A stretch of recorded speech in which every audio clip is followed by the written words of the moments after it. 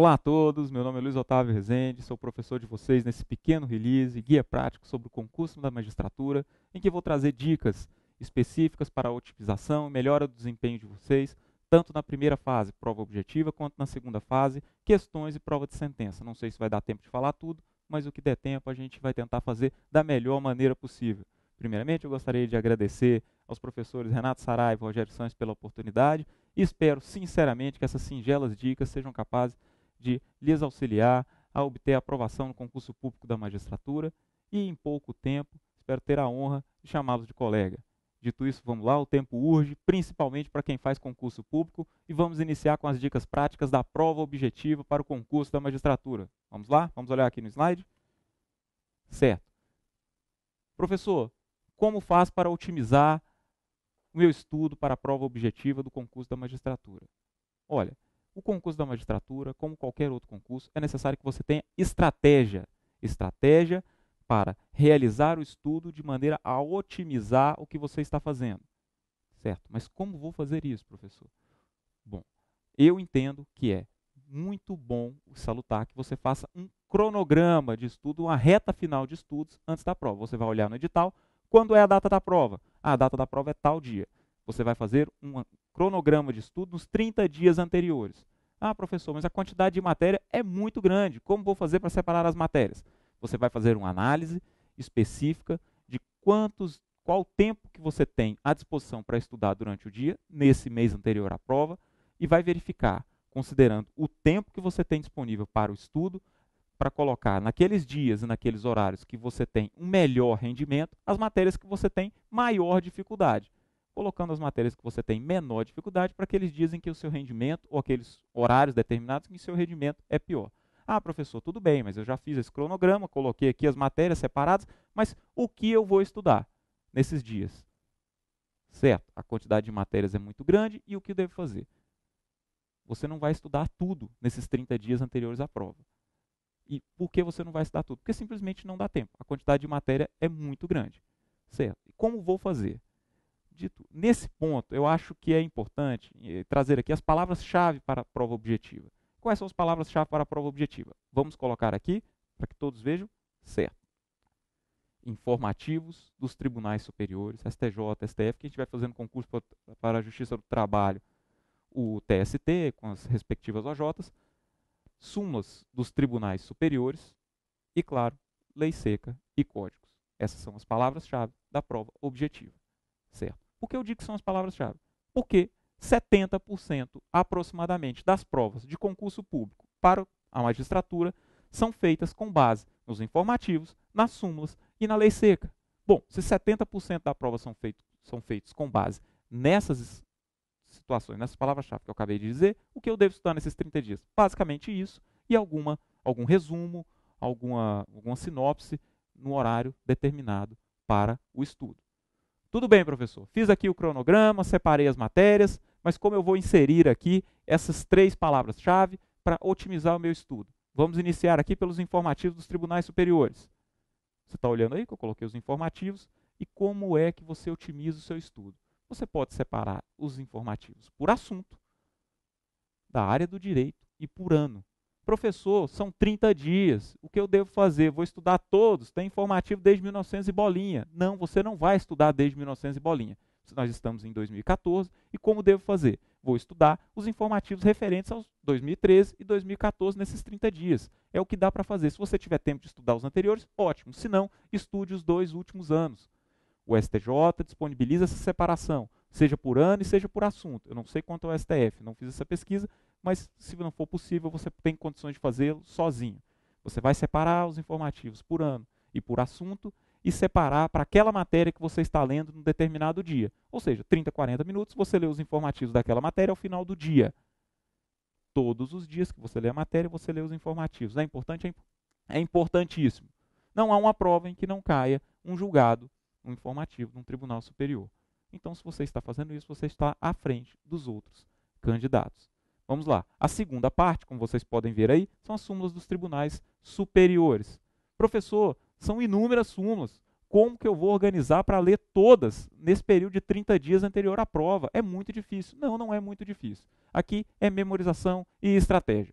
como vou fazer para otimizar os meus estudos das súmulas dos tribunais superiores? Você entra no site do STJ, do STF, do TST, pega as súmulas na ordem decrescente. Decrescente, ou seja, a primeira súmula que você vai ler é aquela última que saiu, aquele último enunciado que foi aprovado. Professor, mas por que eu vou fazer isso?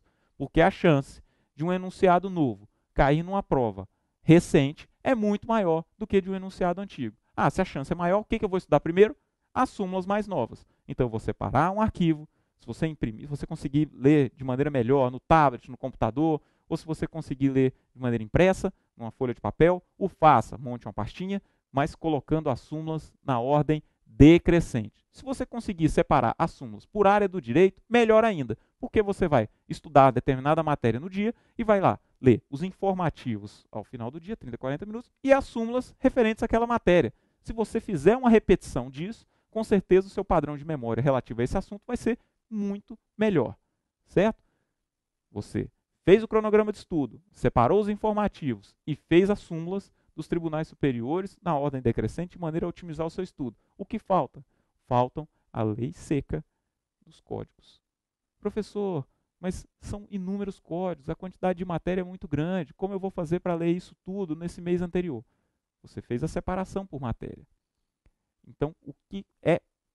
Você tem que fazer essa leitura? Tem, é obrigatório. Não há o que se fazer, aqui não tem mágica, certo? De mais ou menos 30% de todas as provas do concurso da magistratura são baseadas em lei seca. Em alguns tribunais, como o Tribunal de Justiça de São Paulo, essa quantidade de questões baseada em lei seca é maior, mas, de maneira geral, ela fica entre 30% e 40%.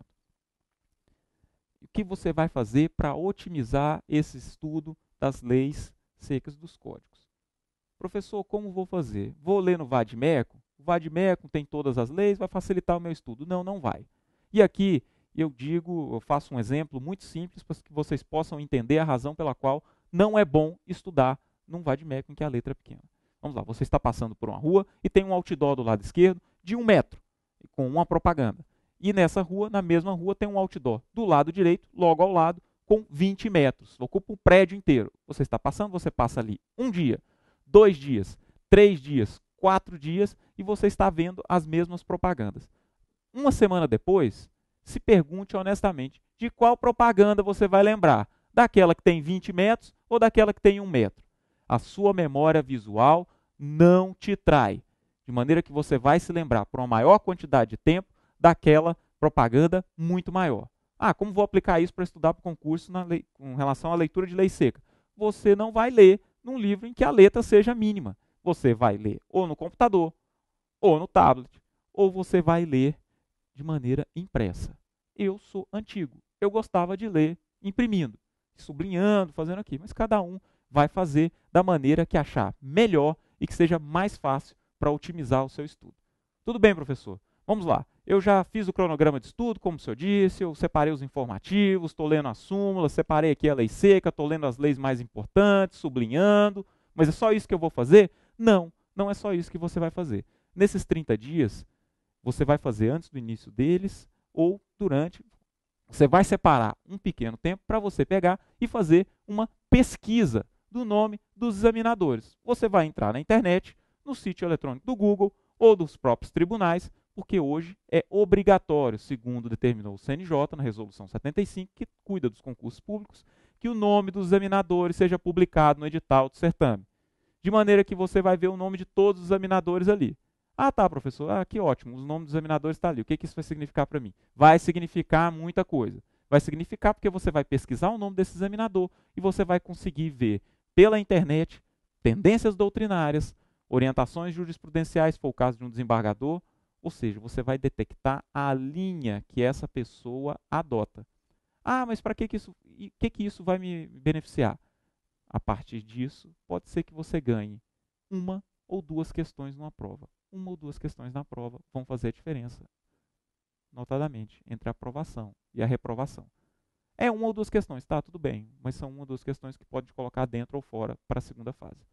Tudo bem? Ah, professor, mas é só isso que eu vou fazer? Que o senhor falou? Nossa, é pouca coisa, né? Vou ter que fazer esse cronograma, estudar tudo. Não, é o que dá para fazer nesses 30 dias, mas não é só isso que você vai fazer para otimizar o seu desempenho.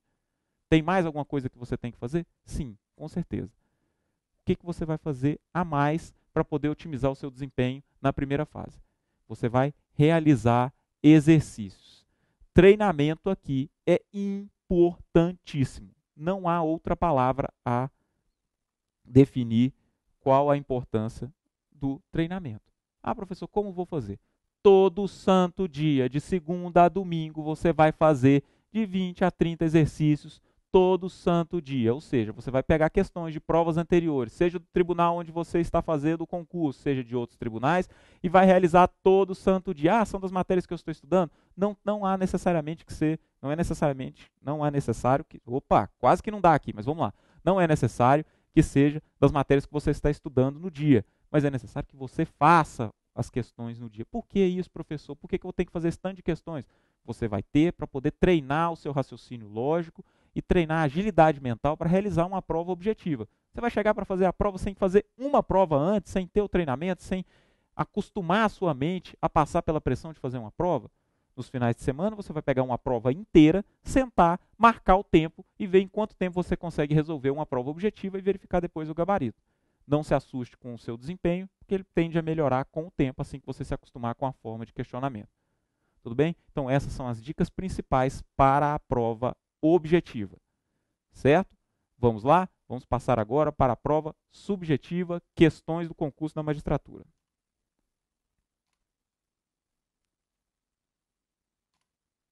Certo. A Resolução 75 do CNJ, ela padronizou os concursos da magistratura nacionalmente.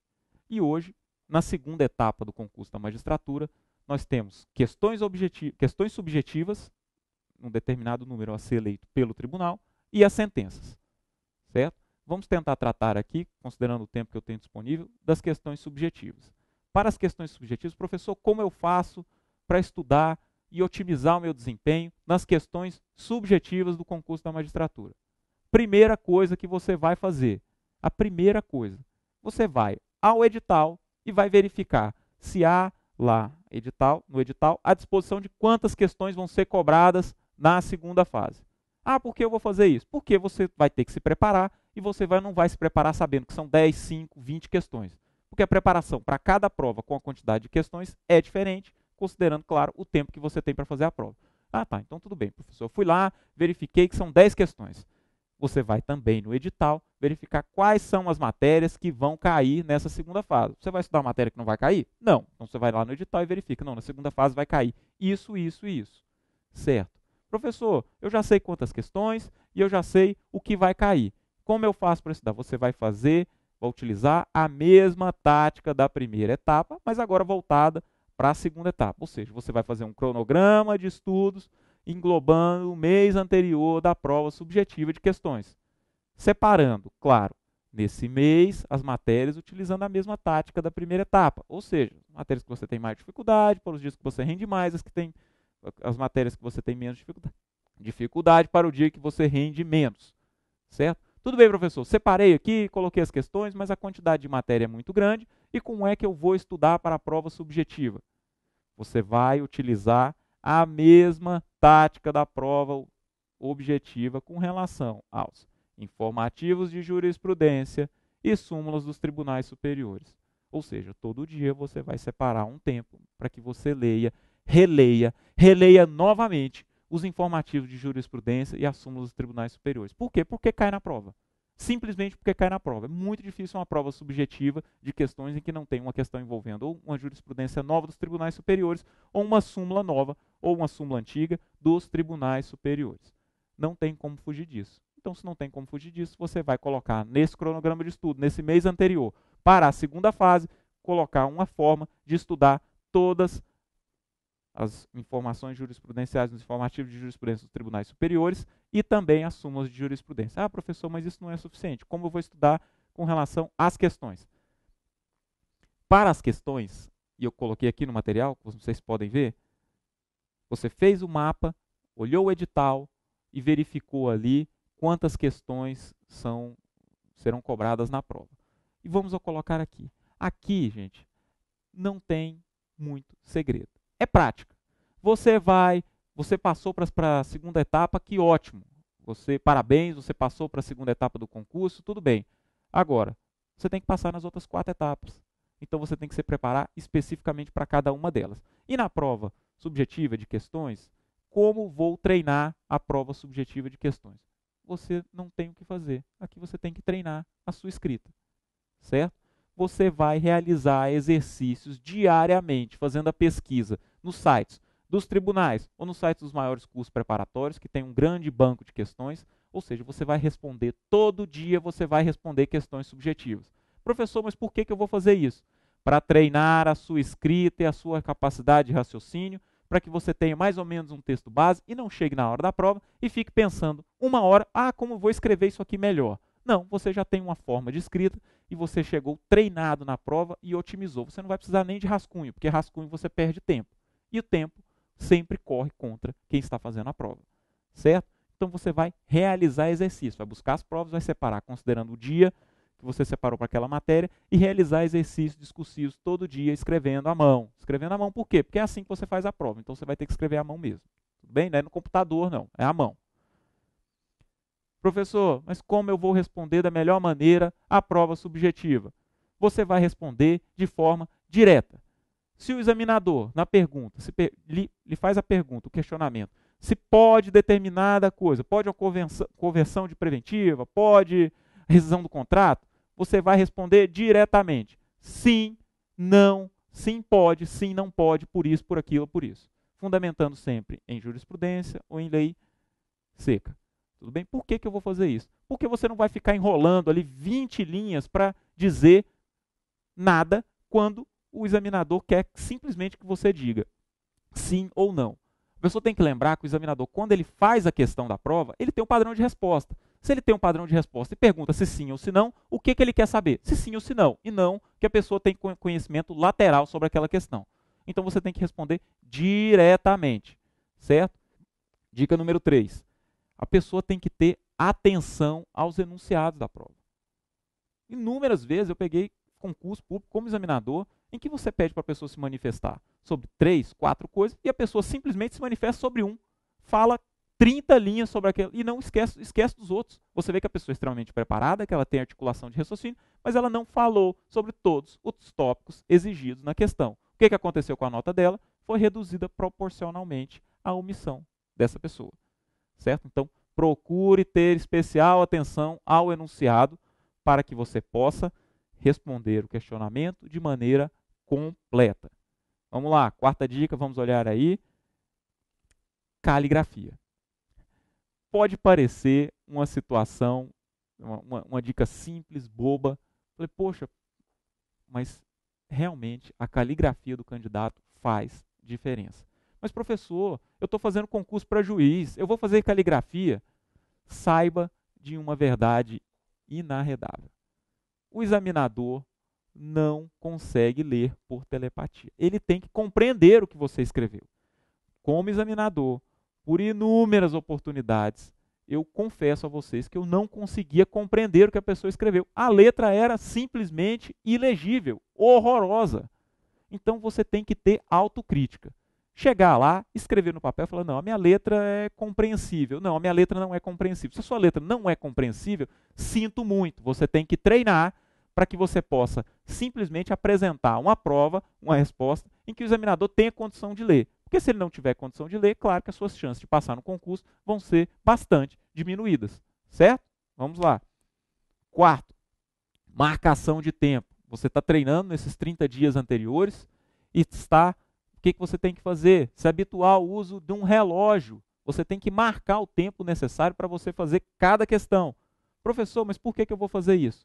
Simplesmente porque a prova subjetiva tem um horário determinado. Se você tem 10 questões, você tem que pensar, não, eu tenho 20 minutos, meia hora para cada questão. Então, quando você está efetuando o treinamento para esse mês anterior à prova subjetiva, você, claro, tem que marcar o tempo para saber quanto tempo você demora mais ou menos para fazer uma questão. Porque se você demora 1 hora para fazer uma questão e são 10 questões, claro que você não vai dar conta de terminar a prova. Então, você tem que otimizar o seu tempo. Por isso que eu disse, rascunho de maneira nenhuma. Escreva de forma direta e para escrever de forma direta, como você vai fazer? Treinando, escrevendo. Vamos lá, quinta dica, a eliminação do rascunho. Certo. A quinta dica nesse ponto é a análise das provas anteriores do tribunal. Alguns tribunais têm uma forma de cobrança das disciplinas, perguntam mais doutrina. Outros tribunais têm uma forma de cobrança em que buscam mais a resolução de um caso concreto. Então você vai analisar as provas anteriores do tribunal que você pretende ingressar, para que você possa ver a forma de questionamento para otimizar o seu estudo nesse mês anterior. Tudo bem? Vamos lá? Próxima. Opa, fiz errado aqui. Se acalme. Assim como na primeira etapa, pessoal, a pesquisa do perfil do examinador aqui, ela ganha uma importância maior. Se na primeira prova, na prova objetiva, o examinador pode não colocar ali as tendências doutrinárias e jurisprudenciais dele na questão objetiva, considerando a limitação do CNJ, a forma de questionamento prevista na Resolução 75, na segunda fase ele tem uma liberdade maior, porque é uma questão dissertativa. Então essas orientações jurisprudenciais e doutrinárias têm uma chance maior de cair aqui. De maneira que aquela pesquisa que você fez para a primeira etapa do certame vai lhe servir muito para a segunda etapa, ou seja, leia novamente aquilo que o examinador escreveu ou aquilo que ele pensa, porque isso pode cair na prova e, claro, vai lhe colocar à frente dos demais candidatos. Vamos lá? E por último, isso aqui é outra verdade inarredável. O candidato não pode deixar em branco nenhuma questão. Professor, mas eu não sei a questão, eu vou escrever uma besteira. Você vai tentar responder de qualquer maneira. Você vai tentar responder a questão e não vai deixar em branco de forma alguma. Professor, mas eu não tive tempo. Escreva o que der tempo. O concurso da magistratura, a contagem dos pontos é feita aos décimos. De maneira que não há diferença substancial. É aquela pessoa que foi reprovada por 1/10 e aquela pessoa que perdeu 5 pontos. Faltaram 5 pontos para ela atingir o ponto de corte. Porque ambas simplesmente não vão continuar no certame. Ora, se a pontuação é contada aos décimos, o que eu devo fazer? Eu devo utilizar todas as táticas necessárias e possíveis para alcançar o ponto mínimo de corte. Certo? Como eu aumento as minhas chances? Respondendo todas as questões. Se eu não respondo a questão, como que eu vou ganhar o ponto? Se eu não respondo, aí é 0 mesmo. Agora, se eu respondo, eu ainda tenho aquela chance do examinador olhar, não, ele tentou se articular de alguma maneira, isso aqui em algum momento pode servir para o padrão de resposta que eu tenho, eu vou dar 1/10. 1/10 pode significar a sua aprovação. Então, responda todas as questões subjetivas. Certo? Professor, são 10 questões. Qual a forma de fazer melhor para que eu possa responder as questões subjetivas? São 10, são 5, cada tribunal vai fazer de uma determinada maneira. Como faço para responder as questões subjetivas? As questões subjetivas, e isso aqui não é uma verdade absoluta, cada pessoa vai fazer de uma determinada maneira, mas quase todos os professores de cursinho sempre batem na mesma tecla. Se você abre a prova, você verifica aquelas questões mais fáceis e começa por elas, colocando ali o básico da resposta para depois passar para as questões mais difíceis. Quando você terminar as questões mais difíceis, você volta nas mais fáceis fazendo adendos, seja com lei seca, com jurisprudência, tentando demonstrar maior conteúdo para que o examinador veja a sua prova e fale, não, essa prova está diferenciada das demais e ela merece uma pontuação maior. Tudo bem? Essas são as dicas práticas para a segunda etapa, prova de questão do concurso da magistratura. Pessoal, eu acho que o meu tempo aqui está se esgotando e infelizmente não vamos poder tratar da prova de sentença, mas eu agradeço a todos, me coloco à disposição para que qualquer dúvida, qualquer esclarecimento adicional que vocês queiram. O meu e-mail é luizotavioresende@hotmail.com, luizotavioresende@hotmail.com, Luiz e Resende com Z, e me coloco à disposição para qualquer esclarecimento, dica, orientação adicional. E deixo aqui para todos, eu vou deixar aqui com a organização do SESC, coordenação, um livro de minha autoria sobre o concurso da magistratura, guia prático, tratando de todas as fases do concurso para ser sorteado entre os alunos do SESC. Agradeço novamente. Até mais. Olá, gostou desse vídeo? Então clique no botão abaixo e inscreva-se em nosso canal no YouTube. Lá você encontra muito mais conteúdo. Agora, se você nos assiste pelo SESC TV, não deixe de conferir nossos outros programas navegando pelo portal. Até a próxima!